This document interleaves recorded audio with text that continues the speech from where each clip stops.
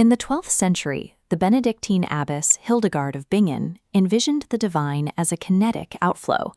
Her sketches show God as a living light, a source of pressure that demands a receptive medium for its expression.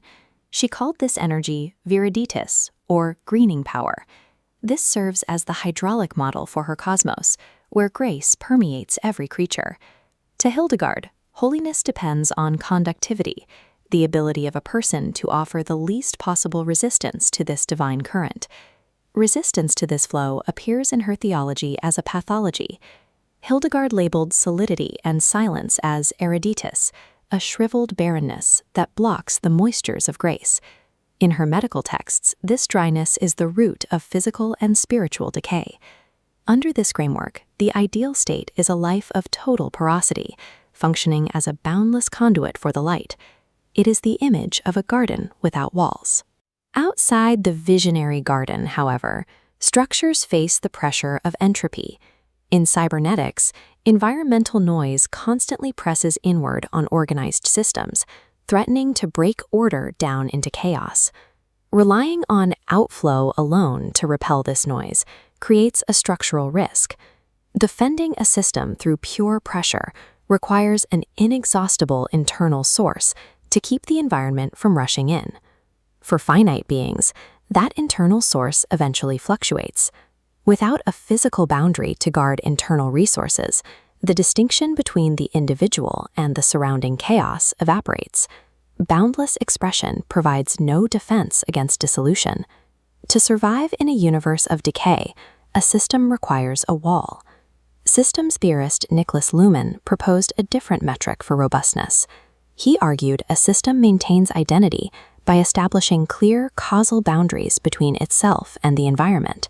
This is the principle of operational closure. A system identifies itself by what it excludes. It admits needed energy while maintaining a rigid seal against environmental threats. Baruch Spinoza called raw energy potentia, but without the organizing authority of a structural container, this power disperses. A solid barrier concentrates energy. It creates the interior space required for the light to be localized and put to work. These abstract boundaries have a concrete parallel in the physics of music. A loose, green string cannot maintain a pitch or produce a melody.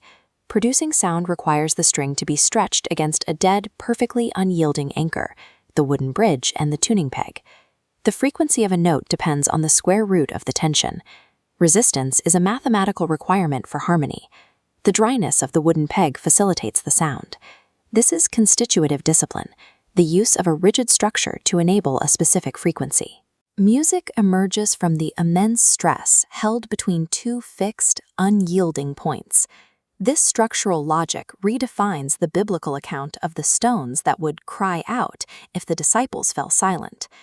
In a world where matter is vibrating energy, a stone functions as a site of high-density resistance. It represents the limits of communication. While the crowd provides a cyclical outburst of praise, the stone offers a witness of endurance. It holds a state of holy stasis, providing a rhetoric of reversal against the evaporation of the moment. When the fluid emotions of the crowd evaporate, the solid, unchanging matter remains. The cross is a structure of dead, rigid, cut wood. It functions as a point of resistance that does not bend under the entropic weight of the fallen cosmos. Hildegard's greening Christ provides the world's beauty, but the petrine Christ, the cornerstone, provides its spine. This state is dynamic filtration.